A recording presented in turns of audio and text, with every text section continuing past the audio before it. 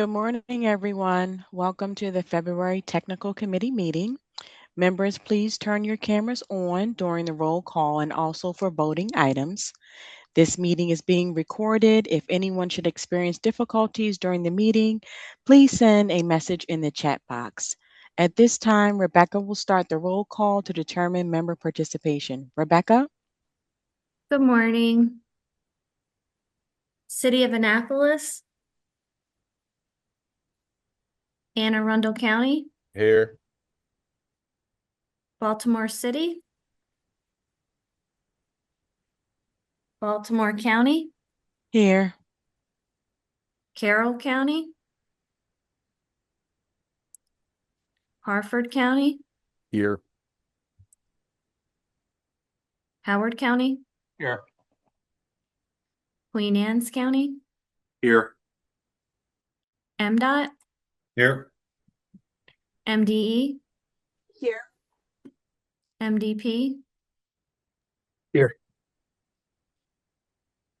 MDOT MTA, and MDOT SHA. Here. Thanks, everyone. Thank you, Rebecca.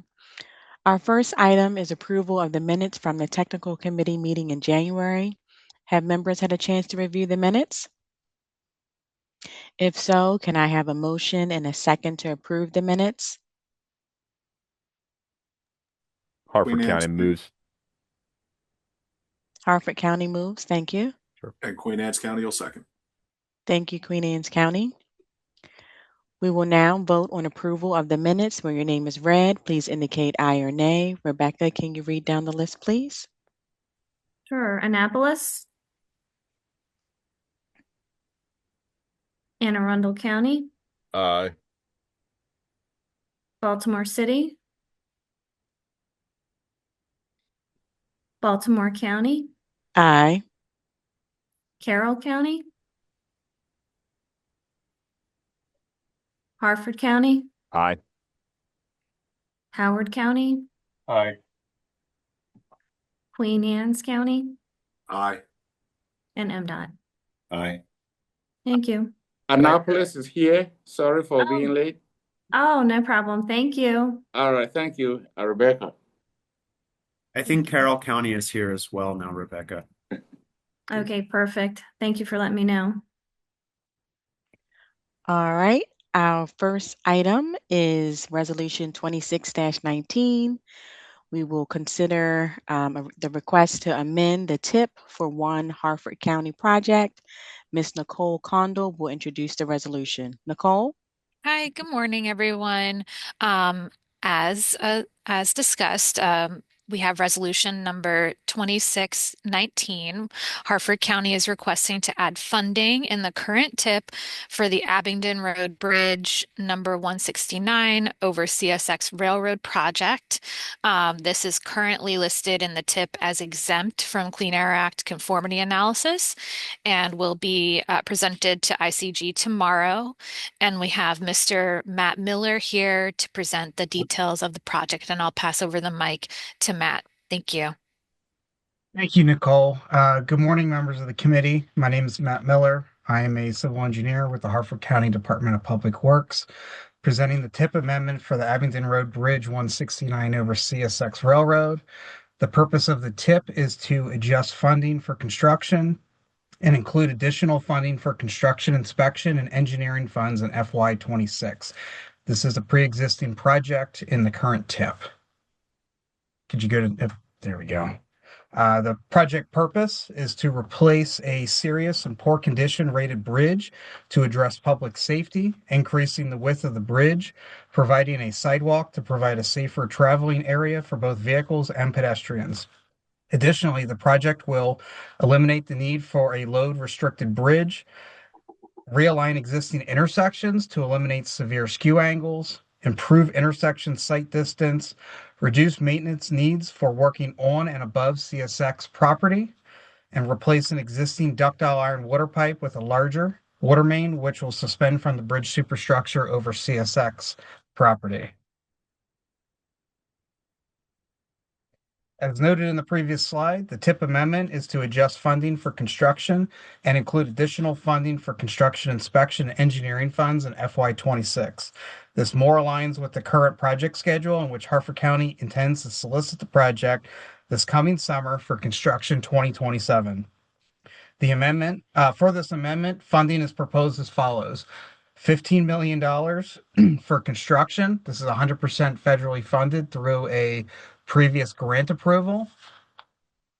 Other, which is 250,000 at an 80-20 split between the federal and local government. And then engineering would be $150,000. Again, 80-20 split between the federal and local funds.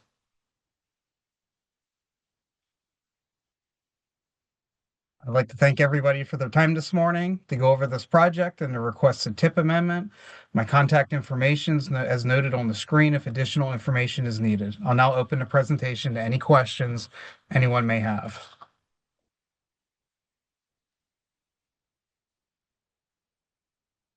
Thanks, Matt. I now ask for a member to move for approval of Resolution 26-19 and then a second. Harford County will move to approve Thank the you, Harford resolution. County. Howard County seconds. Thank you, Howard County. Do any technical members have any questions or comments on this resolution? We now ask if members of the public have any questions or comments in the chat box. There are currently no comments in the chat box. Thank you. We will now vote on approval of the resolution to amend the TIP for this bridge project. Rebecca, can you please read down the list of members? Annapolis, Aye. Anne Arundel County, Aye. Baltimore City, Baltimore County, Aye. Carroll County, Aye. Harford County, Aye. Howard County, Aye. Queen Anne's County, Aye. and MDOT. Aye. Thank you. Thank you. The resolution has passed. We will now hear Resolution 26-22 to consider a request to amend the TIP for one MDOT State Highway Administration project. And Nicole will also introduce this resolution. All right, thank you again. Yes, this is Resolution 2622, where SHA is requesting to add funding in the current TIP for the existing project, the I-695 Bridge Replacement on Putty Hill Road project. It is currently listed as exempt from Clean Air Act conformity analysis and will also be presented to ICG tomorrow. And we have Ben Allen here to present project details, and I'll pass it over to Ben. Hey, good morning, everybody. So as Nicole mentioned, this amendment is specifically adding design funds for final design and changes the design schedule within the TIP. Next slide, please. So this particular project replaces a poorly rated bridge with weight constrictions to keep the roadway safe and open to traffic. Worth noting that there are extensive utility relocations needed before the bridge replacement takes place, and those are currently ongoing. Yeah, next slide. So as I mentioned, this amendment is adding design funds into the TIP, back into the TIP, in the amount of 1.259 million, and this is an 80-20 split for NHPP federal funds being utilized. SHA anticipates design being completed in fall 2027, compared to the previous schedule of winter 25-26. And this is really prompted by the ongoing utility efforts that are just taking a little longer than what we had originally anticipated. Construction funding included in FY26 and FY27 is associated with ongoing utility relocations. Utility relocations are anticipated to be complete in spring 27, at which time bridge replacement construction will begin. And that's all I have. And if anybody has any specific questions, I'm happy to answer them at this time.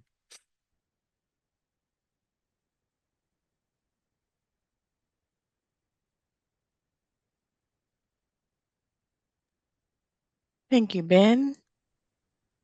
I now ask for a member to move for approval of Resolution 26-22, and then a second.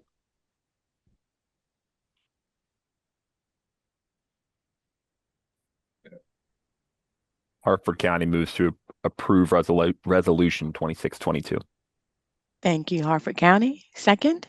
Anne Arundel County was second. Thank you, Anne Arundel County. Do any technical members have any questions or comments? Do we have any questions or comments from members of the public? There are no comments currently in the chat box. Thank you. We will now vote on approval of the resolution to amend the tip for this MDOT SHA project. When your name is read, please indicate aye or nay. Rebecca, can you please read down the list? Annapolis, Aye. Anne Arundel County, Aye. Baltimore City, Baltimore County, Aye. Carroll County, Aye. Hartford County, Aye. Howard County, Aye. Queen Anne's County, Aye. and MDOT. Aye. Thanks. Thank you. The resolution has passed. Next, we have UPWP updates. Zach Kaufman will review the status of several tasks related to Region Next 2055. Zach? Yes, good morning. Let me get that up.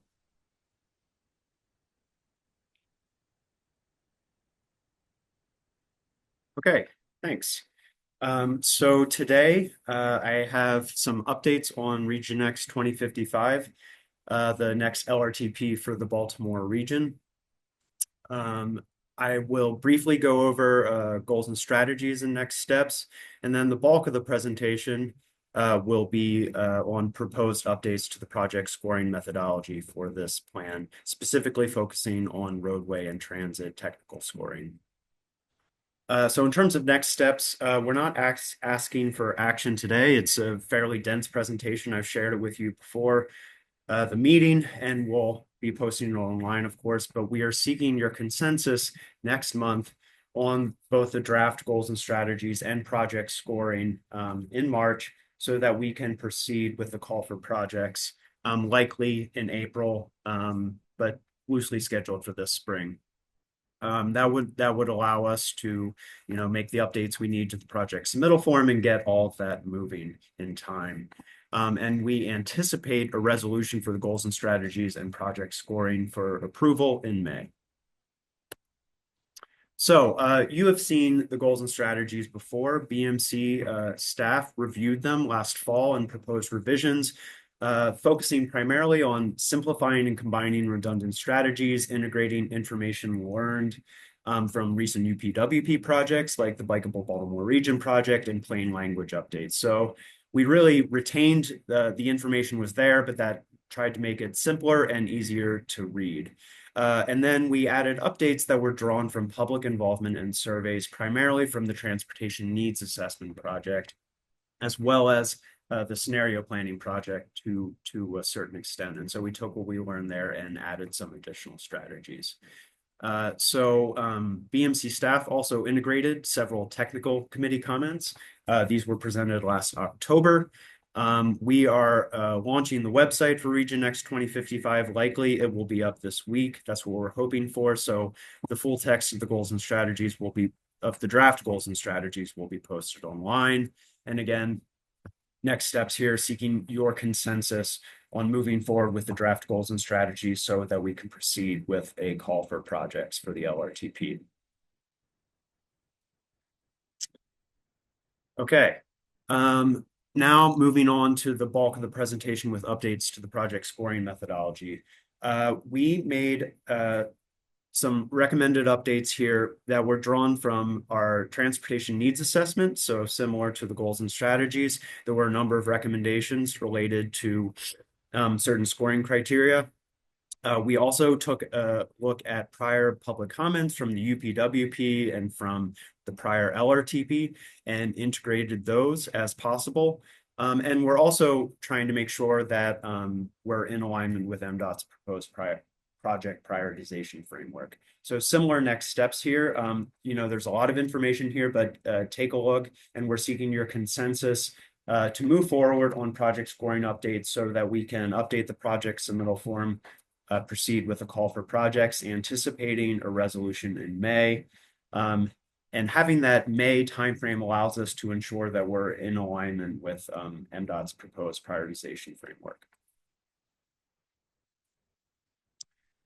So you're familiar with the policy score. This is based on project priority as well as financial support for the project. With the development of the active transportation scoring methodology for standalone projects, you saw a presentation on that in December and January.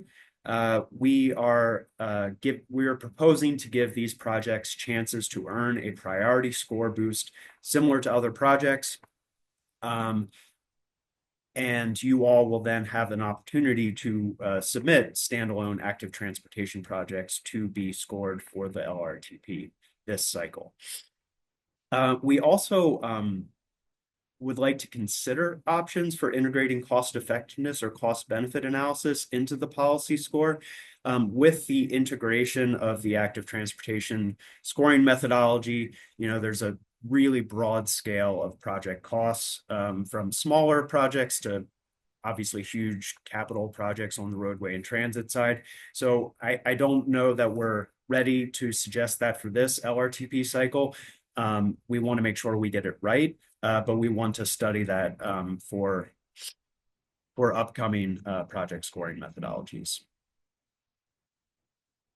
So in terms of overall proposed updates, you'll see a summary for the prior LRTP, Resilience 2050, and then the proposed technical scoring methodology for Region Next 2055. Again, I'll be focusing on the technical scoring for transit and roadway projects. You've seen the proposed methodology for standalone active transportation in December and January.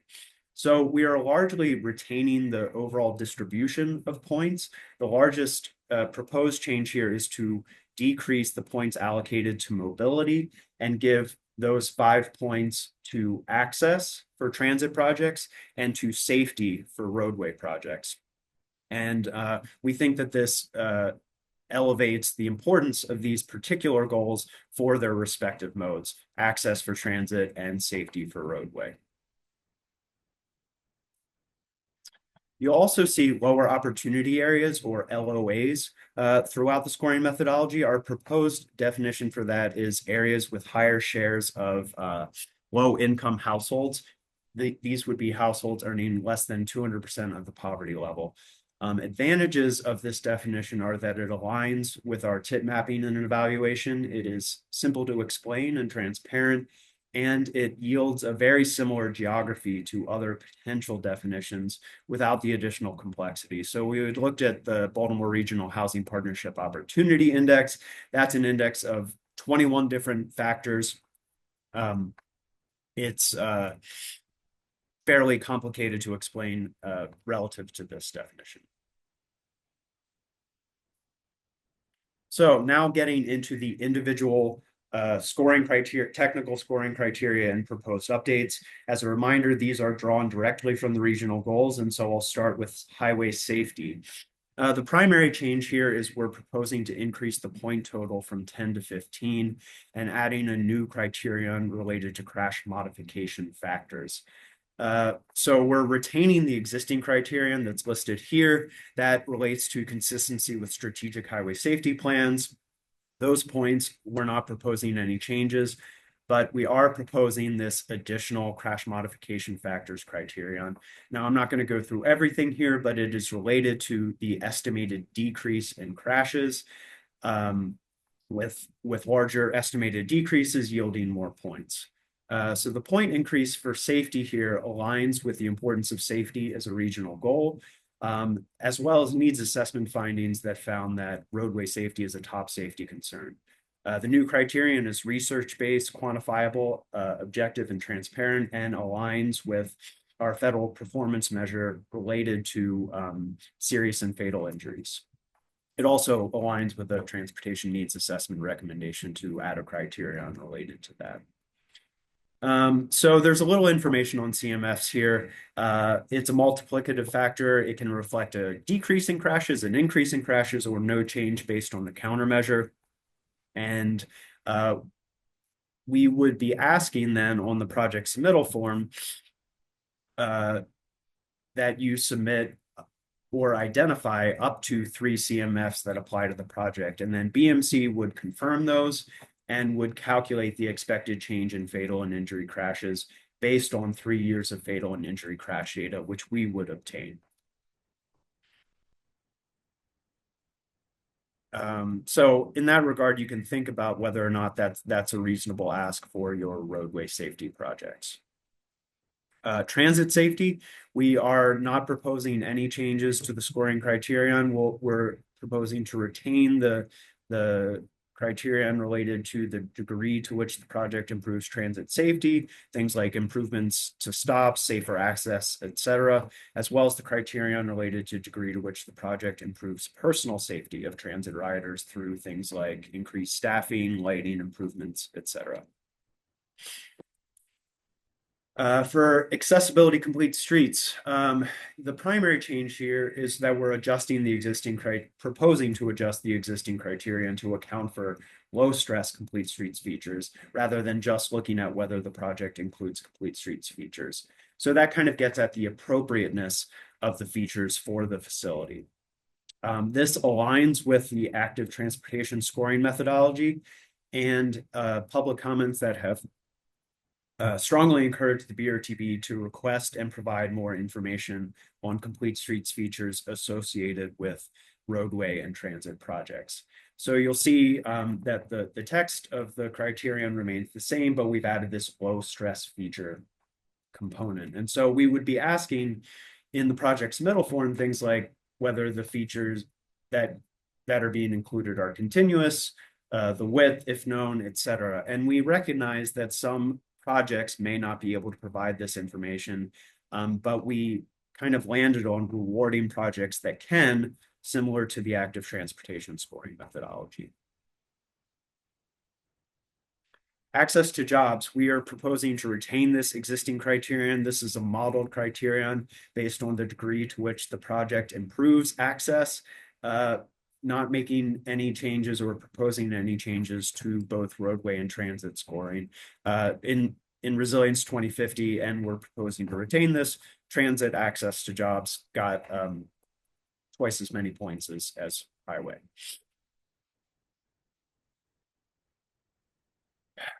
Moving on to access to non-employment destinations, the primary change here is that we're proposing to add a new criterion for transit only.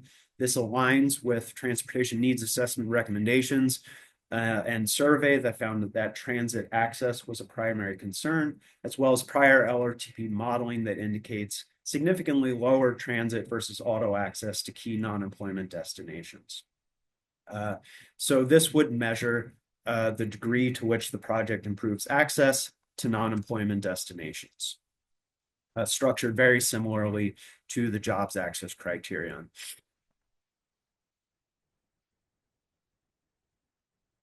Okay, moving on to roadway mobility or highway mobility. We're proposing here to reduce the points from 10 to 5, also proposing to reduce the emphasis on vehicle hours of delay and an additional criterion related to increase in roadway efficiency and non-SOV vehicle usage. So the justification for this, one, the reduction in points allows that increase in the weighting for safety points. It aligns with prior public comments encouraging decreased emphasis on the mobility goal area in favor of access and safety. And the new criterion aligns with federal performance measure related to increasing non-SOV trips. So you can look through the details here, but prior, the points had been based on 2050 vehicle hours of delay for 3 vehicle classes. We weren't really sure that those 3 vehicle classes were necessary or made sense. We proposed collapsing those into a single analysis of vehicle hours of delay at the AM, PM peak, with that criterion receiving 3 points, and then adding this criterion measuring the degree to which the project includes features anticipated to increase roadway efficiency via things like TISMO strategies or opportunities for non-SOV trips. An alternative here could be travel time reliability. In addition to or instead of vehicle hours of delay or non-SOV, it does align with performance measures. There is a performance measure for TTR, but it does add significant complexity. We try to have a transparent and easy to explain methodology. It's fairly difficult to explain, comparing the 95th percentile travel time to the 50th percentile travel time. So it's a bit difficult to implement and score, but if you all prefer that, we can certainly look into a criterion related to that. For transit mobility, the primary change we are proposing is to reduce the points from 10 to 5. In order to do that, we're proposing removing the existing transit options criterion that was in this goal area. That it overlaps fairly significantly with access to jobs. It evaluated the number of workers with high quality transit options to work. And so due to the access to jobs criterion, we're proposing eliminating this and retaining the other criteria with minor point adjustments. The justification here is that it allows for the addition of non-employment criterion to access. And we would retain the transit ridership and transit connectivity metrics listed here. For environmental, we are proposing to make no changes to the ecologically sensitive lands and culturally significant resources criterion. We would retain that at 5 points, and we are proposing some adjusted point totals to more accurately match potential emissions reductions and increases for the emissions reduction criterion.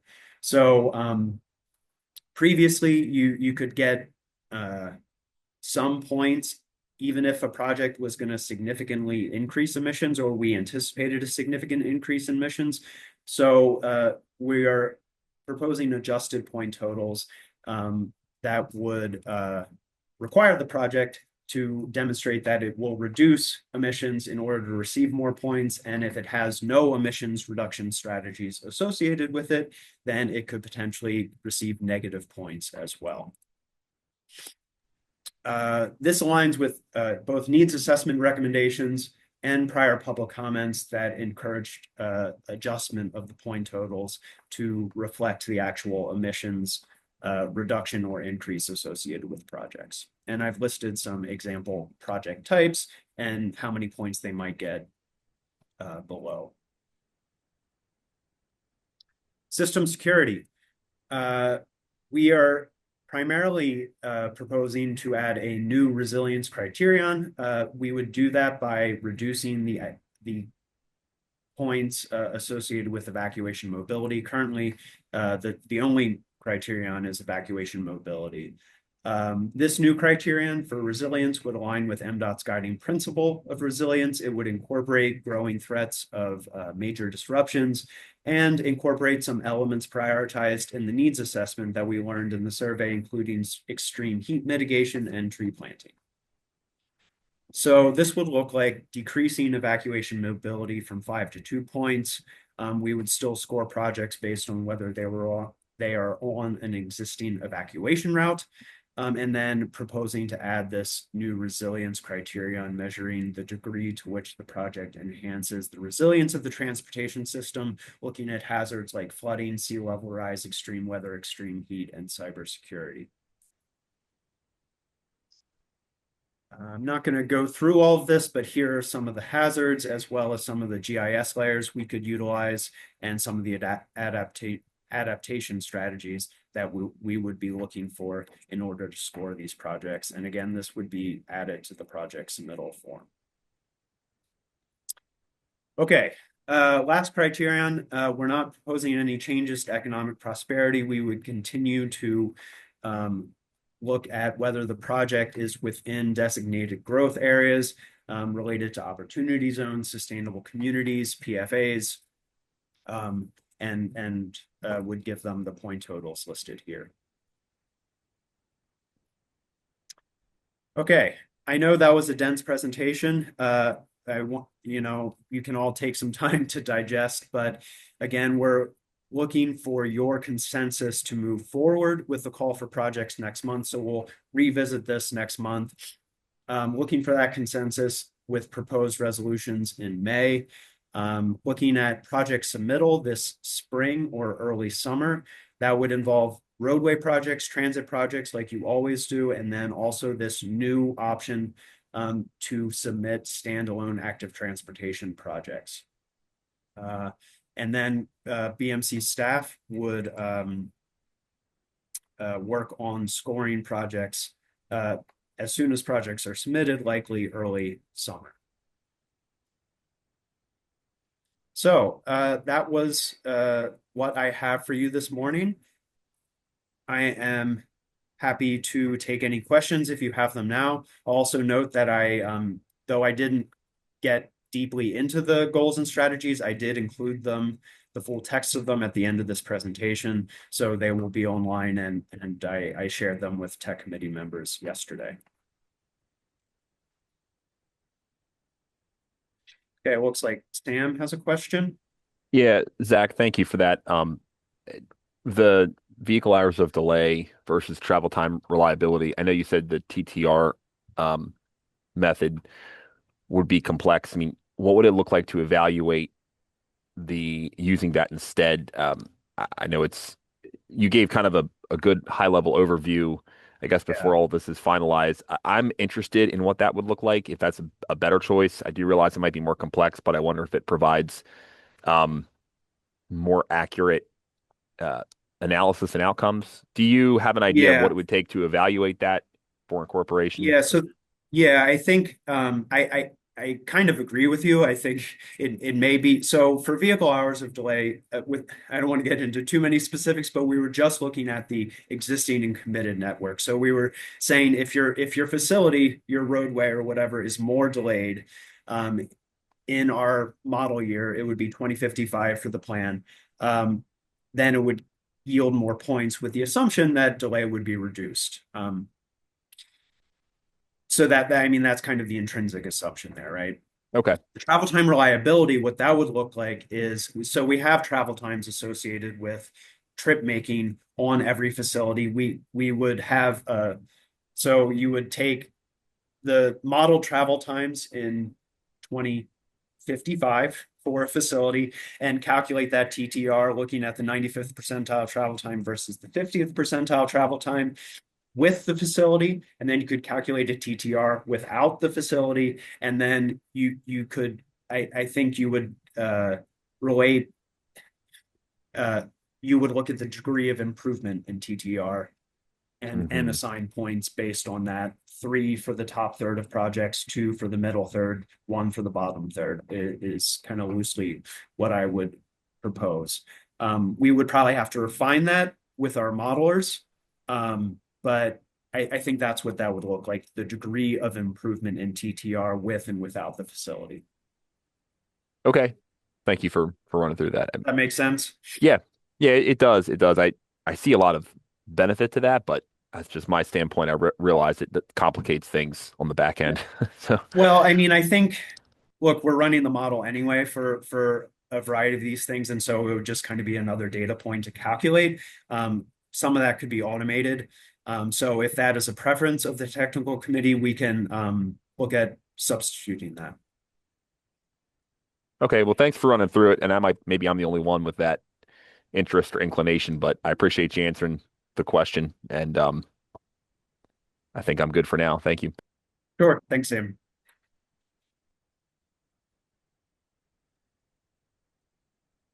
Any other questions for Zach? All right. Thank you, Zach. Sure.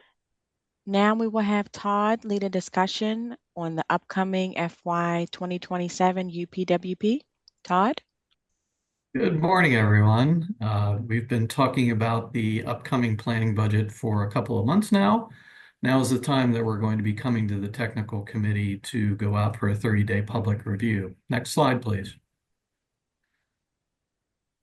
Just like to remind everyone kind of the schedule of this. Again, we've been talking about potential topics for the past couple of months. That this meeting, we are asking for consensus for the technical committee to release a draft addendum to the fiscal year 2027 work program, or what we're calling the planning budget, for a 30-day public comment period.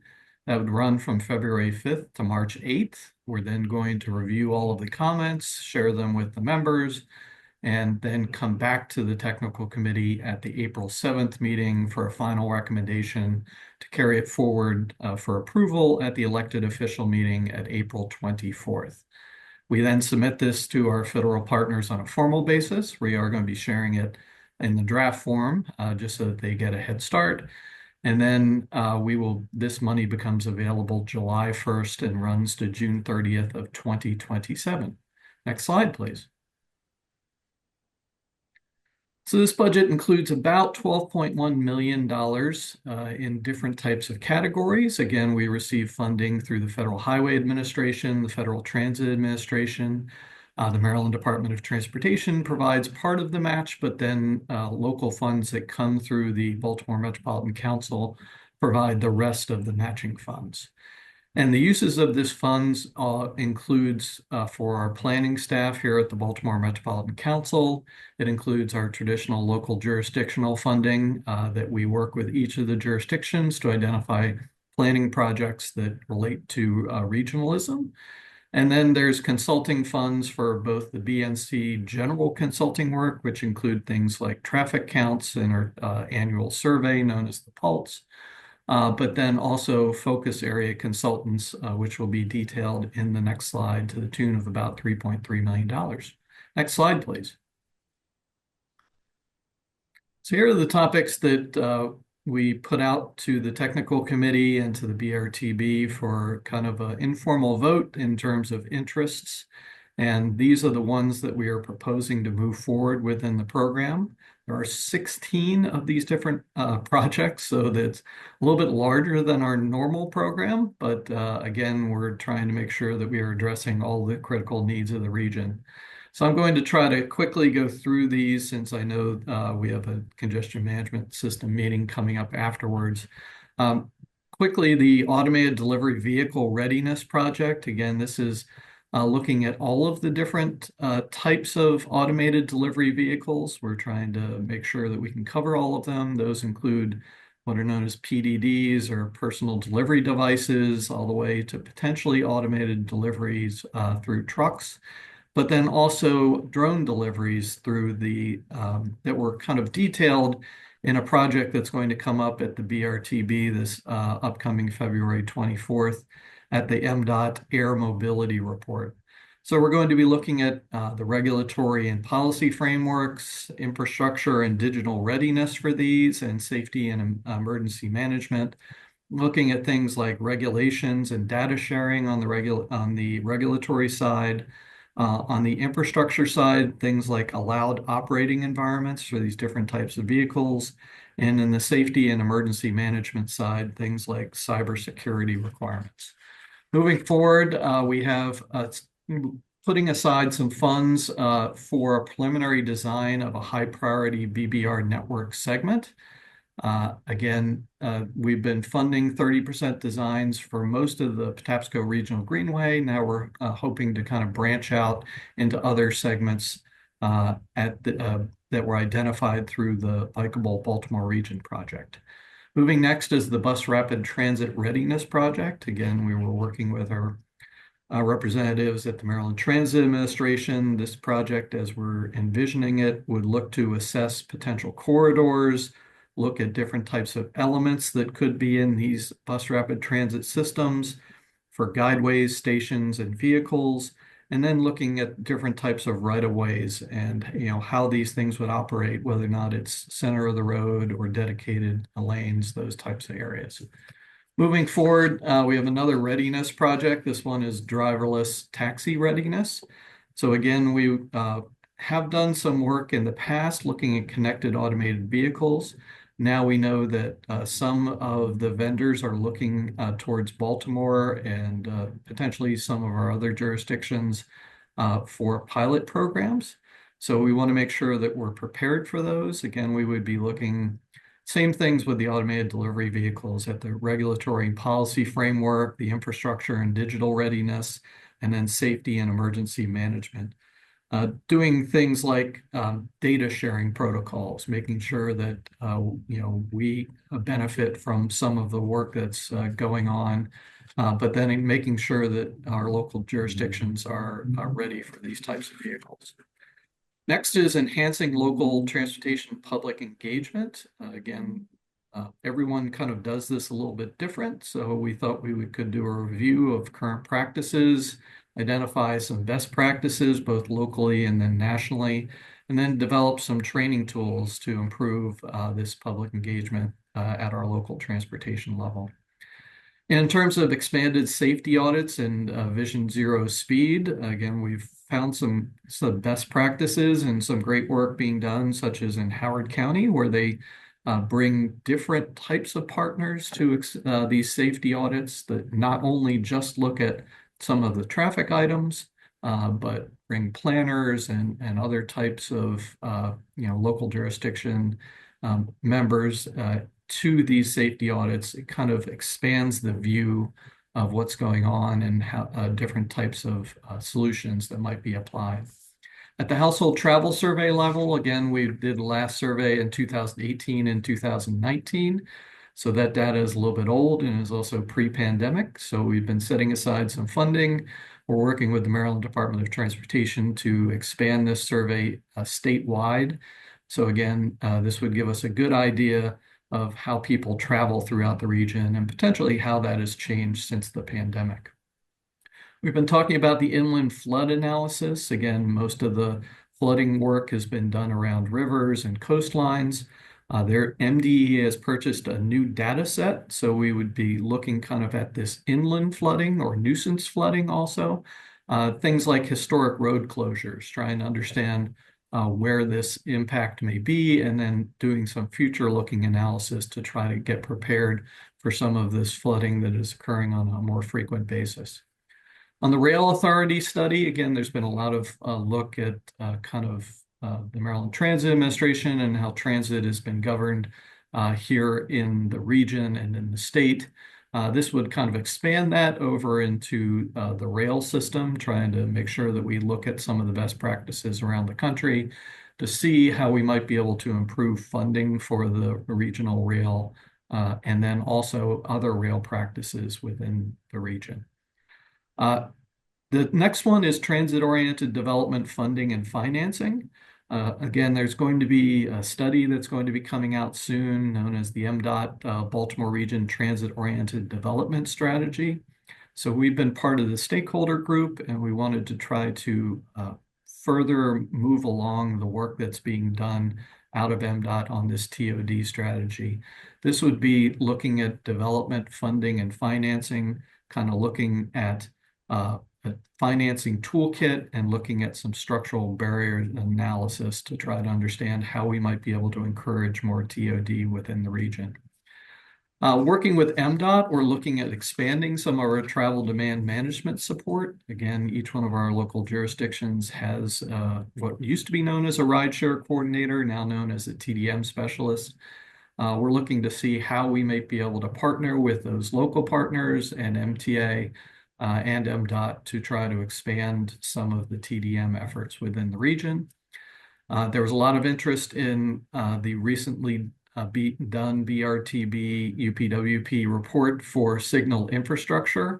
Again, there was a pilot involved with that where we looked at a number of intersections and signals. This would expand that pilot, looking at potentially 100 additional signal locations throughout the Baltimore region. We would propose to continue our training support, working with the Transportation Association of Maryland. Again, this supports a lot of their training work for our locally operated transit systems. We would propose to continue and expand our Transportation Land Use Connection Grant Program. I think everyone is well aware of those. And then our online training program through the Association of Metropolitan Planning Organizations, known as the Transportation Planning Institute. There are going to be some new courses coming out. So again, we will reshare all of the login information for our local jurisdictions. And then continue work that was started last year in terms of supporting local bicycle and pedestrian plan updates per the Bikeable Baltimore Region report and effort. So those are the proposed focus areas. This is going out for a 30-day public comment period. We do have some additional suggestions that came in that we may be able to put into that work program during the comment period, but we also want to hear what the public thinks of these different efforts. So with that, next slide, I think everyone knows my contact information, but we now are asking the technical committee for basically consensus. We want to make sure there's no objections to going out to a 30-day public comment period where we'll share the detailed draft addendum to the fiscal year 27 planning budget, and everyone will get to read these and make formal comments on those. So I'll turn it back to the chair, ask if there are any comments or questions, and if not, just ask for consensus to move forward to a 30-day public comment period. Thank you. Thank you, Todd. Are there any questions? Nope. Okay. The next technical committee meeting will be virtual. Sorry, Madam Chair. Oh, I'm sorry. Can we You wanted to... ask just to make sure that there aren't any objections and we can move forward with a 30-day public comment period? All right. Are there any objections to moving forward with a 30-day comment period? Objections. All right. Thank you. Hey, Todd, can you share that presentation so I can just reference it? Yes, absolutely. We'll share the presentation, and the full formal document will also be coming out. So we will email it out to the tech committee. Thank you. All right. The next tech committee meeting will be virtual on Tuesday, March 3rd. Is there any other business to come before the committee?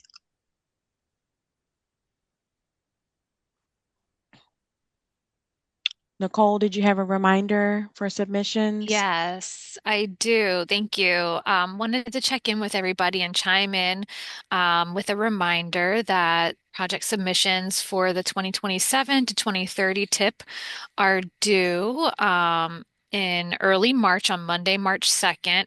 While that seems a little bit far, it'll be here before we know it. So please feel free to reach out or have support staff reach out to me, to our team, if there are any questions or challenges in getting those project updates submitted for your jurisdiction. And then the second touch point I had to share with everyone today is that BMC is hosting an optional overview session on all things TIP process for TIP coordinators and any other supporting staff who are interested on Thursday, February 26th from 9 a.m. to 10 a.m. This will review not only the ongoing annual update process, but we'll also discuss a refresh on the process for submitting admin mods and amendments to the TIP. So please feel free to reach out if this isn't on your calendar yet and you're interested in attending. And if there's any challenges to the project update process, don't wait until this meeting. Feel free to reach out if anything comes up. Thank you so much. Thank you, Nicole. If there is no further business, I ask for a motion to close the meeting. Harford County will move to adjourn the meeting. Thank you, Harford County. Is there a second? MDOT will second that motion. Thank you, Dan. And the congestion management meeting will begin at 10:30. Thank you all for joining us. Have a good rest of the day. Thank you.